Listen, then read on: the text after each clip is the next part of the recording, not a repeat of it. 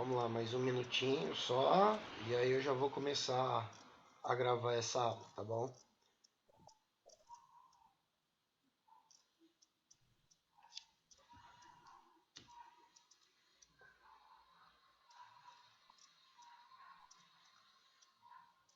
O meu já estava instalado, só que eu não consigo entrar nele. Eu fui pra agora e eu não consegui.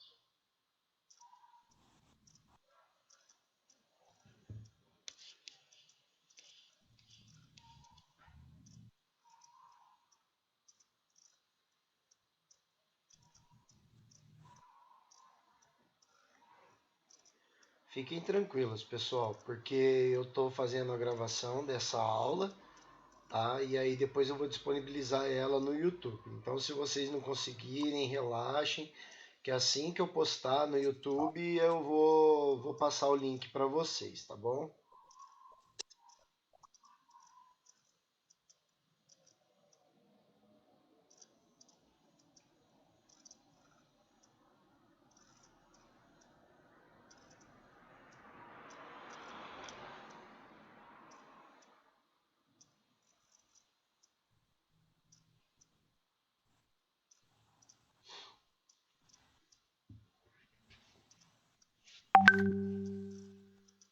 Bom, galerinha, vamos começar aí, porque senão a gente vai perder muito tempo.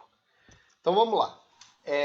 A gente vai começar agora a falar um pouco aí sobre aquilo que a gente chama de pré-história.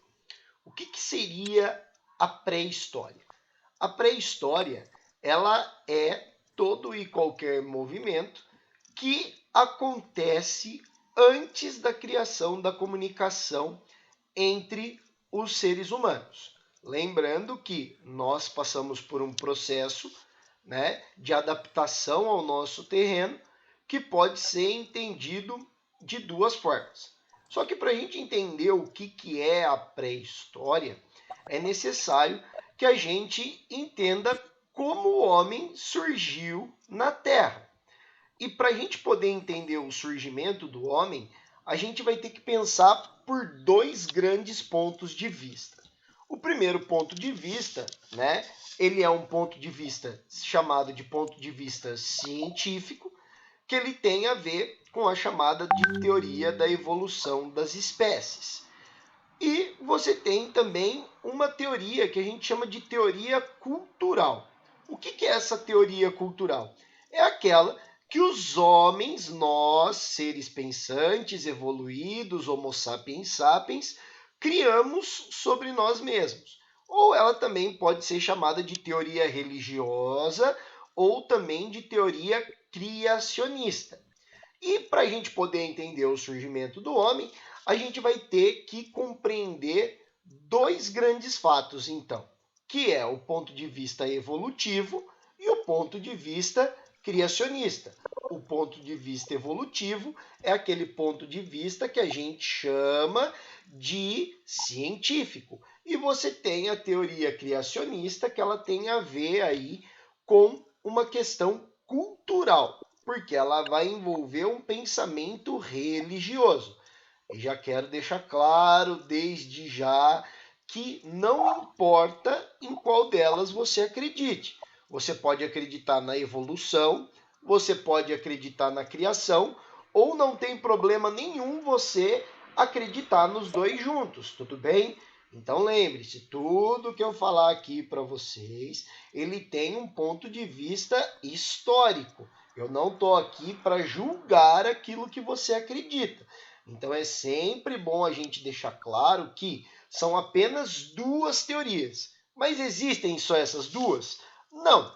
Cada cultura possui uma teoria sobre o surgimento do homem. Eu vou focar nessas duas, que ela tem muito mais interesse para a gente da cultura ocidental. A gente poderia falar sobre a criação do homem segundo os japoneses, ou falar sobre a criação dos homens segundo os indianos, que são teorias completamente diferentes. Mas esse aqui não é o foco. O foco a gente vai pegar tanto na teoria científica, que é a teoria evolutiva, quanto a parte cultural, que é a chamada de criacionismo. Então, para a gente começar a falar um pouco sobre o surgimento do homem, a gente precisa entender esses dois pontos de vista. Então, a primeira coisa que a gente vai falar é sobre o ponto de vista científico. O ponto de vista científico, ele envolve uma série de fatores para a gente poder compreender como que a gente veio parar nesse negócio chamado de planeta Terra.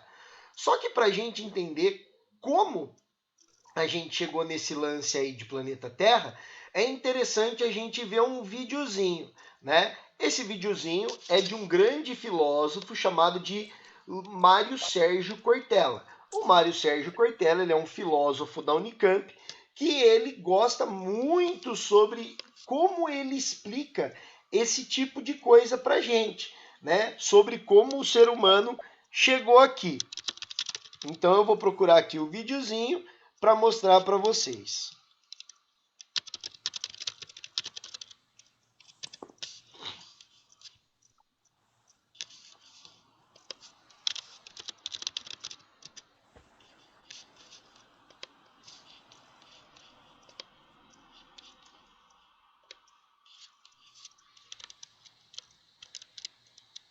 Então espera um pouquinho, só deixa eu me acertar aqui, bonitinho, né? Que eu vou colocar aqui para vocês o compartilhamento de tela.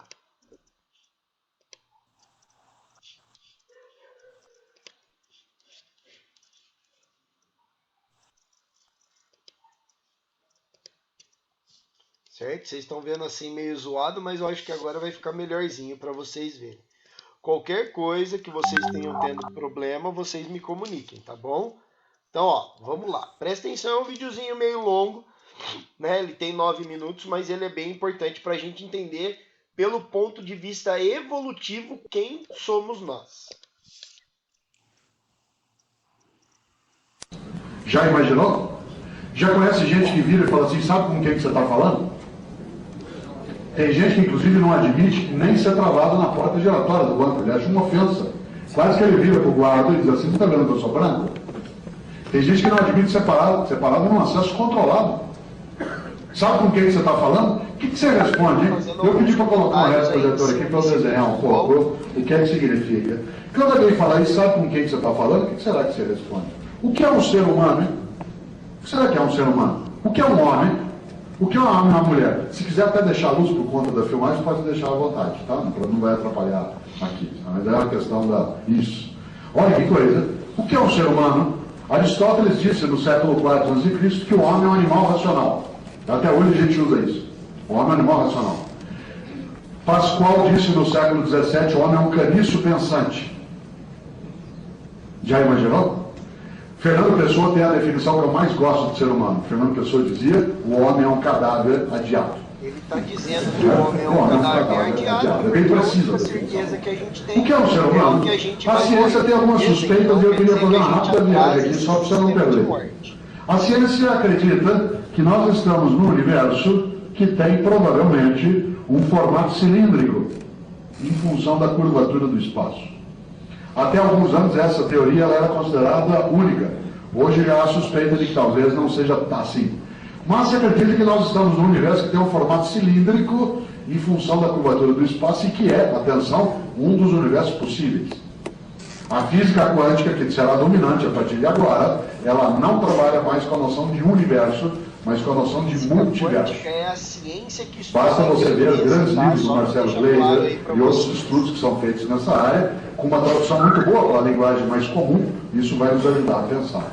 A ciência acredita que nós estamos num universo que tem provavelmente um formato cilíndrico e provavelmente também esse universo apareceu há 15 bilhões de anos. Alguns falam em 13, outros em 18, mas provavelmente há 15 bilhões de anos houve uma grande explosão que um cientista inglês que morreu há 5 anos, de gozação, porque ele não acreditava, ele chamou de Big Bang e o nome pegou. Qual que é a suposição científica? Que há 15 bilhões de anos o nosso universo estava todo ele contido num único ponto. A lógica é a seguinte, olha aqui na minha mão. Você pega uma mola de metal e vai apertando, e quando você chega no máximo do aperto, você amarra com uma cordinha. Imagine que tem ali de matéria concentrada e energia retida.